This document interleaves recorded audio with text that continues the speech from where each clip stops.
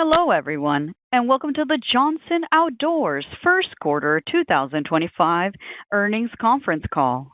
Today's call will be led by Helen Johnson-Leipold, Johnson Outdoors Chairman and Chief Executive Officer. Also on the call is David Johnson, Vice President and Chief Financial Officer. Prior to the question and answer session, all participants will be placed in a listen-only mode. After the prepared remarks, the question and answer session will begin. If you would like to ask a question during that time, please press star 11 on your telephone keypad. This call is being recorded. Your participation implies consent to our recording this call. If you do not agree to these terms, simply drop off the line. I would now like to turn the call over to Pat Penman from Johnson Outdoors. Please go ahead, Ms. Penman. Thank you. Good morning, and thank you for joining us for our discussion of Johnson Outdoors results for the 2025 fiscal first quarter. If you need a copy of today's news release, it is available on our website at JohnsonOutdoors.com under Investor Relations. I also need to remind you that this conference call may contain forward-looking statements. These statements are made on the basis of our current views and assumptions and are not guarantees of future performance. Actual events may differ materially from those statements due to a number of factors, many beyond Johnson Outdoors' control. These risks and uncertainties include those listed in our press release and filings with the Securities and Exchange Commission. If you have additional questions following the call, please contact Dave Johnson or myself. It is now my pleasure to turn the call over to Helen Johnson-Leipold. Thanks, Pat. Good morning, everyone. Thank you for joining us. I'll begin by sharing perspective on our first quarter performance, as well as an update on the strategic priorities for our businesses. Dave will review the financial highlights, and then we'll take your questions. We continue to face ongoing marketplace challenges with a cautious retail and trade channel environment and competitive pressures. As we said during our last quarterly call, we are not seeing indicators these conditions are going away anytime soon, and our first quarter results reflect that. We remain focused on aggressively leaning into our strategic priorities, innovation, operational efficiencies, and e-commerce, and making the necessary changes for the future growth. We're making inroads on these key drivers, and I'd like to share some of our progress on each of them. In this highly competitive outdoor recreation marketplace, we are strengthening our innovation capability as it is one of the most critical elements to driving growth. For example, in our fishing business, we recently launched new technology in our Humminbird brand, and we've seen positive reception from our retail partners so far, with consumer enthusiasm beginning to build as well. These products start shipping in January and are not reflected in our first quarter results. We're excited about the momentum as we continue to work hard to give anglers the best fishing experiences possible. In diving, we recently purchased a company that has been a longtime supplier for our Scuba Pro brand and has been an integral part of a number of our past successful innovations in that business.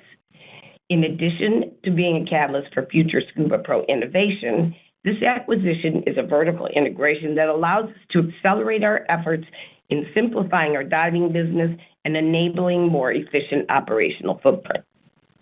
Improving profitability and strengthening our business operations continue to be a strategic priority, and we've been working hard to drive operational and product cost savings across all of our businesses. In addition, we are focused on managing our inventory levels. Dave will give more details on this. We also have heard the news around the new tariffs. As you know, we are an American company. We pride ourselves on our U.S.-based manufacturing and operations, which we have expanded in the past few years. For example, we have operations or manufacturing in multiple states, including Maine, Georgia, Alabama, California, Minnesota, and Wisconsin. Regarding tariffs, we continue to discuss the implications and have already started on our mitigation plans. Leveraging our American footprint will be an important part of this plan. Another key strategic priority is enhancing our ability to drive growth through e-commerce. We are investing in digital commerce center in a digital commerce center of excellence, which adds expertise and capabilities that will allow us to accelerate sales and profitability. As we navigate this tough environment, we will continue to invest and execute on our strategic priorities. We are confident these are the right things to position us for future healthy, profitable growth. Now I'll turn the call over to Dave for more details on financials. Thank you, Helen. To start, I wanted to point out that the first quarter sales results also reflect a challenging comparison between quarters due to load-in of the Minn Kota Quest trolling motor line in the previous first quarter. Gross margin in the first quarter was negatively impacted by increased promotional pricing, unfavorable overhead absorption, and unfavorable product mix. As Helen mentioned, we continue to expand our cost savings program with the addition of product cost savings initiatives that include investing in resources to drive down costs with improved product design. Operating expenses decreased $400,000 versus the prior year first quarter, due primarily to lower sales volumes between quarters and decreased expense on the company's deferred compensation plan, nearly offset by increases in consulting expenses and warranty expenses. We've been working hard to manage our higher-than-normal inventory levels. Our inventory balance as of December was $201.6 million, down about $66 million from last year's first quarter. I want to continue to highlight that in the midst of our challenging results, our balance sheet remains debt-free, which is a strong competitive advantage in today's marketplace, and we continue to pay a meaningful dividend to shareholders, with the board approving our most recent dividend announced in December. We remain confident in our ability and plans to create long-term value for shareholders. Now I'll turn the call over to the operator for the Q&A session. Thank you. As a reminder to ask a question, please press star 11 on your telephone and wait for your name to be announced. To withdraw your question, please press star 11 again. Please stand by while we compile the Q&A roster. Our first question comes from the line of Anthony Lebiedzinski from Sidoti & Company, LLC. Good morning, everyone, and thank you for taking the questions. So first, as far as your revenue, it came in above our estimate, which is certainly good to see. So I guess just a broad kind of housekeeping question first. So in terms of the quarterly revenue, can you just give us a sense about pricing versus unit volumes? I know you have certainly engaged in more promotional pricing. So again, just wanted to get a sense as to the pricing versus unit volume dynamics that happened in the quarter. Yeah, I mean, we were affected by, discounting, obviously, in the quarter. So I can't give you an exact breakdown of it, but certainly both units are down, but exacerbated by the discounting that we did in the first quarter. Okay, thanks, Dave. And then I heard there was a diving acquisition made. So can you give us some more details about this? When was this completed, and purchase price or anything like that we can, anything that you could add to what you said before would be very helpful.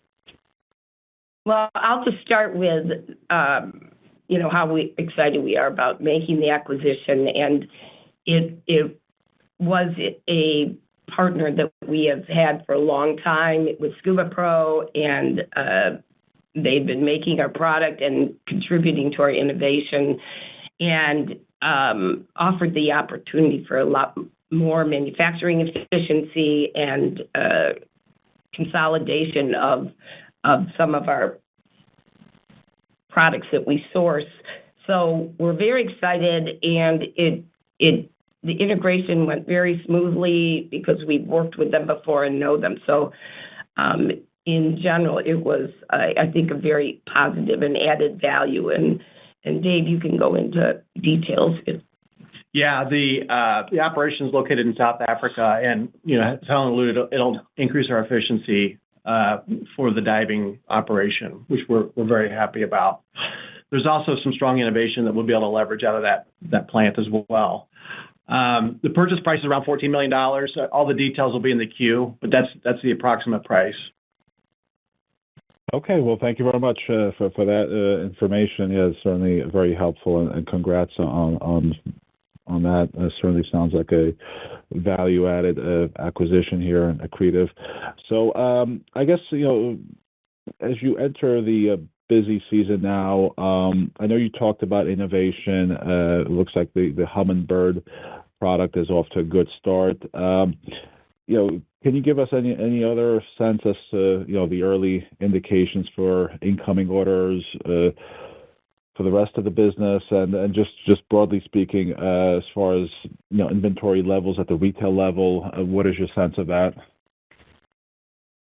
Well, let's talk inventory levels. It's really it's a mixed bag, and depends on which partner, and some are in a healthy position, and some may have a little bit of too much inventory, but it depends on which business and what class of trade we're talking about. But there's cautious ordering, and that's understandable, given all the things that are going on. Very hard to predict what things will be like. It is good that our new products are getting good reception by the trade. It's still in the sell-in timeframe, and we've got some in our watercraft business, as well as some in Jetboil, but they haven't hit our numbers yet. But we don't expect the market to bounce back in Q2. We're just glad that the innovation and our new products are getting good reception, but it's still very unpredictable and very cautious environment as far as we can tell. Understood. Okay. And then I know you also combined camping and watercraft recreation segments together now, but can you just parse out the two and give us some additional information about them? Just curious as to what you saw in the quarter. Yeah, the camping business is doing better relative to the watercraft business for the quarter. The market and the paddling market is still really challenged. We're seeing a little bit of I hate to say growth in the camping business, but a little bit more positivity in that side of the business. So kind of the first quarter is kind of a tale of two different markets, really. Okay. All right. Thanks for that. And then as far as your cost savings initiatives, can you talk about the impact of that? And then you also talked about expanding these cost savings measures. So how should we think about the impact of what could come going forward here as you look to continue on that path? Yeah, I mean, we're happy with the progress we've made in cost savings. I think we've talked before about we were really focused last year on factory efficiency, reducing scrap rates, just getting our act together on the factory floor, which has borne some fruit. We're expanding that. We're looking at sourcing initiatives, and like we alluded to, looking at our product design and trying to just take costs physically out of the product. That's a little bit of a midterm to longer term type of payout, but that should bear fruit for us. The cost savings has definitely impacted the first quarter, but it was just masked by the discounting we had to do. Okay, understood. Okay.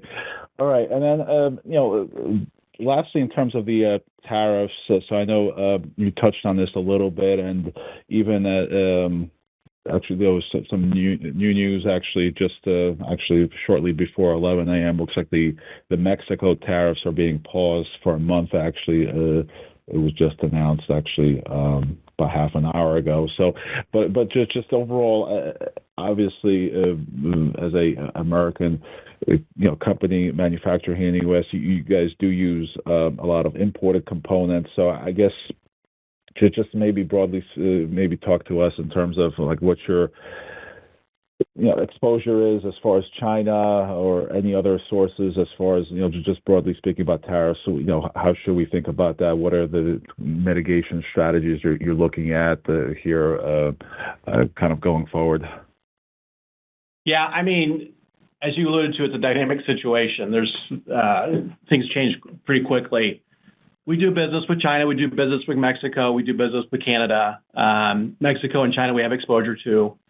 I hesitate to give you a number on that because we are working on mitigation strategies right now. I mean, and we alluded to our American footprint and what we want to do in the U.S. I think there are things that we could do to help mitigate some of this stuff. So I think more to come as we learn more and as we know where the dust is going to settle here. But just rest assured, we're working on mitigation strategies. That sounds very good. Okay. Well, thank you very much, and best of luck going forward. Thank you. Thank you. As a reminder, to ask a question, please press star 11 on your telephone and wait for your name to be announced. To withdraw your question, please press star 11 again.